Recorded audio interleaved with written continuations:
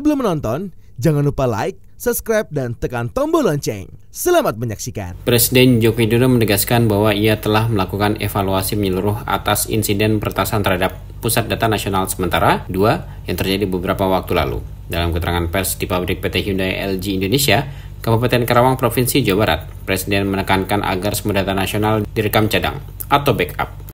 Sebelumnya, Presiden Jokowi telah memimpin rapat bersama jajarannya untuk membahas penanganan serangan siber terhadap PDNS tersebut. Ya, sudah kita evaluasi semuanya.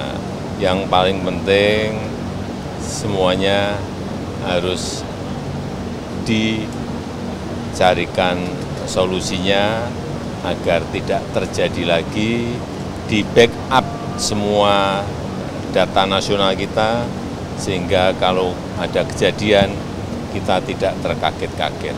Dan ini juga terjadi di negara-negara lain, bukan hanya di Indonesia saja.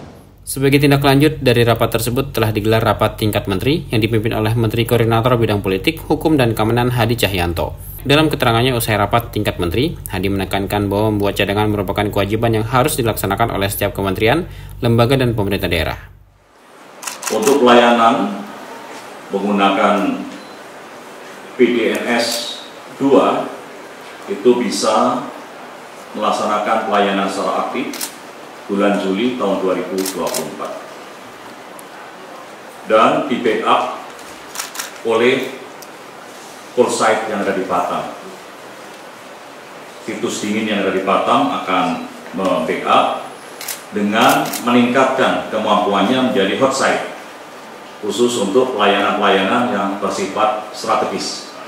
Jadi kalau kita ketahui ada DRC, Batam ini menjadi DRC yang mampu memberikan pelayanan secara auto-gate, mampu memberikan pelayanan secara interaktif service, sehingga kalau kita lihat kejadian kemarin imigrasi tidak bisa melayani kepada masyarakat, maka ke depan bulan Juli ini sudah bisa kita tingkatkan kemampuannya, bisa melayani secara cepat apabila terjadi gangguan di Pusat Data Nasional Sementara seperti yang terjadi sebelumnya. Dan setiap tenan atau kementerian juga harus memiliki backup. Ini mandatori, tidak opsional lagi. Sehingga kalau secara operasional Pusat Data Nasional Sementara berjalan, ada gangguan, masih ada backup, yaitu di DRC atau hot site yang ada di Batam, dan bisa auto-gate, interaktif service, dan setiap pemilik data center juga memiliki backup, sehingga paling tidak ada 3 lapis sampai 4 lapis backup tersebut. Kemudian juga akan kita backup dengan cloud cadangan. Cloud cadangan ini secara zonasi.